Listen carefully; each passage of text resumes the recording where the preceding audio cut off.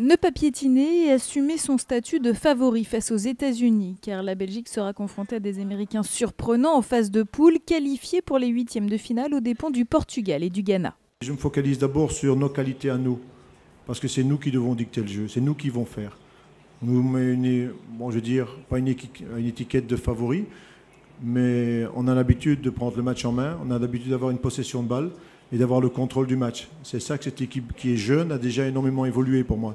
Auteur d'un sans faute en phase de poule, les Diables Rouges doivent non seulement assurer la qualification, mais miser aussi sur la qualité de jeu.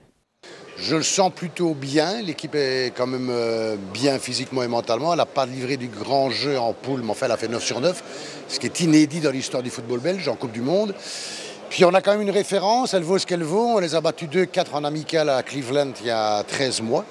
Ça doit être surtout, à mon avis, un déclic au niveau belge, non seulement pour la qualif, mais pour la qualité de jeu. Si on pouvait, pour une fois, allier les deux, donc l'efficacité en termes de résultats et un petit peu quand même de beaux jeux qu'on n'a pas beaucoup vu jusqu'à présent.